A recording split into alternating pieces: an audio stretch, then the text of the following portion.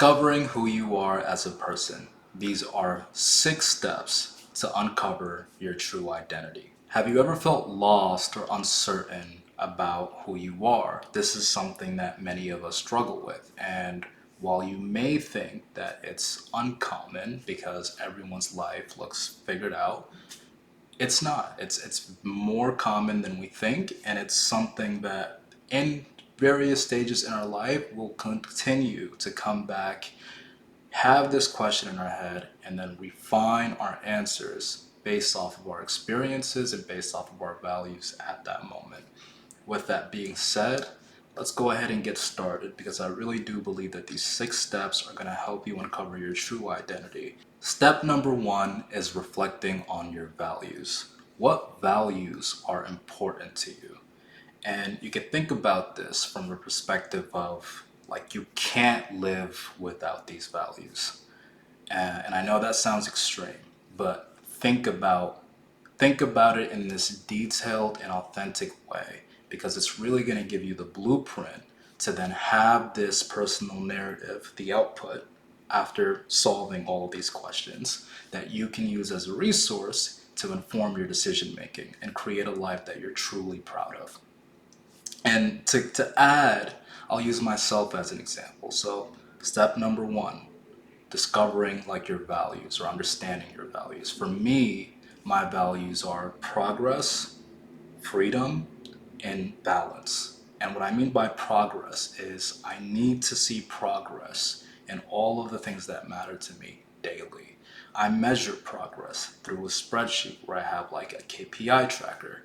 For me, that's really important because I understand that if I'm seeing small wins daily, I'll be more motivated to continue, as well as also understanding that I'm making progress and having that system in place to figure out how to then improve it or change it. That those are the things that matter to me there. With balance, I've reached a point in my life where I went too much into work mode. And what ended up happening to me is it was a very unhealthy life in both finances and in both personal health because I reached a point where I was just really unhappy with myself, which is why, although I value progress, I value sustainable progress. So that's where that comes in. And then freedom, freedom of wealth, the ability to spend how I want to spend without needing to count or without needing to be too focused on, the dollar amount. This is very important to me. The freedom of health, the ability to pursue activities and take advantage of different activities, the ability to be able to walk, to run, to strength train. I value that because it allows me to explore. The third freedom is going to be like freedom of relationships, being able to spend time with the people that I care about and being able to have these social experiences like nice restaurants or nice outdoor experiences that really remind me about the beauty that life has to offer. So for me, those are my core values. For you, you'll need to define your core values. Okay, now let's go into step number 2. Identify our strengths and our weaknesses.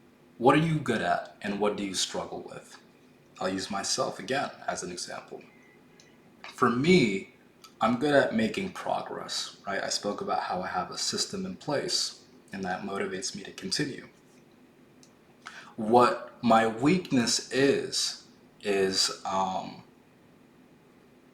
being organized in all aspects of my life at once. So what I've done is I've used Asana, a project management tool that I've been using to manage the business side, but now I'm also using it to manage the personal side. So that's a great example of a strength and a weakness. To recap, right now we've identified our core values, and number 2, we've identified our strengths and our weaknesses. The third step is to explore your passion and your interests. What do you love to do? What brings you joy in this world? For me, I'm passionate about entrepreneurship, fitness, and technology. I've always been in like this discipline. I just love what it does for me.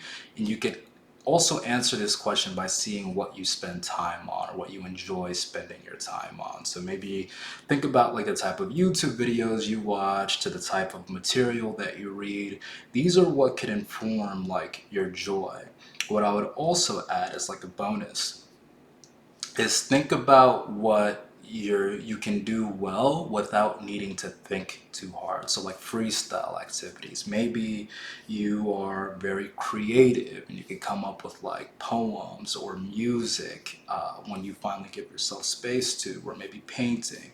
Add all of these different activities to really figure out what brings you joy, and maybe it's a few, and then we'll use that and incorporate that into our personal narrative. Step number 4, define your mission and your goals. For me, my mission is to empower people to build their own version of success. And what that means for me is helping people unlock financial freedom in their personal life. And at the same time, for myself, working towards successful businesses across the interests that I have, because that's what makes me really, really happy and what makes me get up in the morning. Step number 5 is consider your external environment. So where are you now? And what are the types of friends that you hang with? And how does your daily routine look like? These are all, things in your environment that are going to play into your narrative.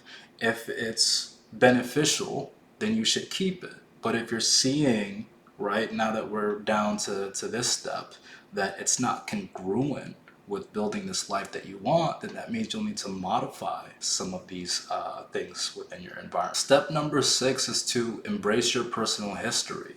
We all have things that we've dealt with, experiences, some pretty harsh ones that we may had to face in our lives.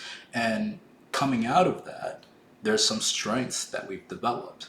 What's good here, though, is to have this sort of connection into some of your biggest, let's just say, some of your biggest parts of your life that like caused you some sort of frustration or pain. And the reason why I want us to connect to this time is because there was growth in character that was used to overcome that experience. And it also gives you a sense of where you've been and how you'll be moving forward. Now that you have some of these steps, and attached below to this video is going to be the personal narrative template that I've created. You go through this personal narrative template and you answer these questions and you spend time in each one. What you should end up having now is a personal narrative that you can always reference. And this personal narrative should be used when making decisions. And the reason why is it's going to help you build that life that fulfills you rather than taking from you. And build a life that's congruent with your version of success, not what other people think. It's very, very important that we do that, right? We're taking what we've learned and we're applying it in real time.